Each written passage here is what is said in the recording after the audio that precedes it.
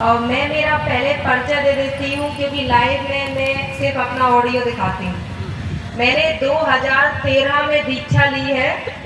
26 अप्रैल 2013 में दीक्षा ली गुरुग्राम में। मुझे नहीं पता बापूजी ने मुझे जाते जाते क्यों चुन लिया। शायद कोई सेवा थी मुझे देनी थी इसलिए चुना। उसके बाद मैं लगातार जुड़ती रही बापूजी से, मेरी श्रद्धा अटूट रही। मैं सेवा के लिए जयपुर गई। मेरा जो होम टाउन है वो भरतपुर है, मैं भरतपुर की रहने वाली हूँ, लेकिन सेवा के लिए मैं जयपुर गई। जयपुर में गुरुकुल है तो मेरा बेटा, मैंने उसमें एडमिशन करवाया उसका, और वहाँ गुरुकुल में भी सेवा दी।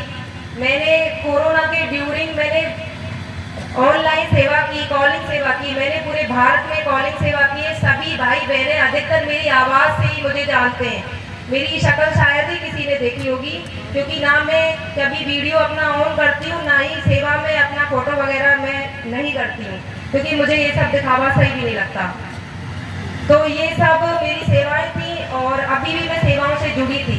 लेकिन इसी दौरान जैसे ही स्वामी अमृतानंद महाराज जी हमसे जुड़े और बापूजी के लिए न्याय की एक बुलंद आवाज निकाली, तो हमारा भी मनोबल थोड़ा ऊंचा हुआ। हम भी सोए हुए थे, लेकिन बोलते थे आपस में, हम बातें करते थे गद्दार कौन है, सभी बातें करते थे। मुझसे मेरी बड़ी बड़ी जो बहनें, साधक बहनें, जो कि ज्ञान में भी, सेवा साधना में सब में वरिष्ठ थी, लेकिन उनकी भी हिम्मत नहीं हुई सामने आकर बोलने की। फिर मैंने यही ठाना कि जब महाराज जी बोल रहे हैं तो हमें सामने आकर ही बोलना पड़ेगा। निंदा स्तुति तो बापूजी कहते हैं जूते के तले धर के चलना चाहिए, तो मैंने वो सब त्याग दिया। और मेरे जो गुरु भाई बहन है, मैंने अपने सगे भाई बहनों से ज्यादा माना। उनका परिचय मुझे इस रूप में मिला कि उन लोगों ने मेरा नाम और नंबर, जो मैं महाराज जी के साथ सेवा करती थी, बापूजी के लिए न्याय की मांग करती थी, उन लोगों ने मेरा नाम और नंबर इस तरह एक्सपोज किया कि जैसे मेरा नाम और नंबर कोई सार्वजनिक संपत्ति हो। मैं एक दिन बहुत रोई, रो के मैंने जयपुर आश्रम में हमारे तीर्थराम भैया हैं, उनको भी कॉल किया। वो एक शब्द नहीं बोले। मेरे समर्थन में काफी बहनें बोली कि आपको समझाना चाहिए था, उसकी सेवा कितनी है, वो हमसे अच्छी सेवा करती है। क्योंकि मेरी छोटी सी बच्ची भी है, मैं उसको छोड़ के भी सेवा करती थी, लेकिन शायद ही बापूजी कुछ चाहते थे अलग ही। तो फिर मैं रोई, लेकिन उसके बाद मेरे आंसू, महाराज जी से मैंने बात की तो महाराज जी ने कहा कि रोना नहीं है। और फिर उसके बाद 24 मार्च को बापूजी खुद लाइव में गूगल मीट में जुड़े, और तब मैंने इन सभी नकाबपोश साधकों का, जो कि झूठ को परोसते हैं, मैंने खुद लाइव में सुना, जो कि अमृतानंद महाराज जी के बारे में झूठ परोसे जा रहे थे। उसकी मैं स्वयं गवाह हूँ। उसके बाद मुझे इतनी ग्लानि हो गई कि जो साधक बापूजी से सामने से झूठ बोल रहे हैं, मेरे सामने बोल रहे हैं, तो जेल में वो क्या क्या नहीं बोलते होंगे, क्या क्या गलत खबर नहीं देते होंगे। मेरा भरोसा उनसे उठ गया। लेकिन फिर मुझे इतने फोन आए, इतनी मेरी प्यारी बहनों और भाइयों के फोन आए, उन्होंने मेरा मनोबल बढ़ाया। और आज मैं इस स्थिति पे हूँ कि आज मैं अब रोती नहीं हूँ बापूजी के लिए, क्योंकि मुझे बापूजी की शेरनी बनना है। बापूजी कहते हैं मेरी एक एक बच्ची झांसी की रानी है, शेरनी है, और वो हमें साबित करना है।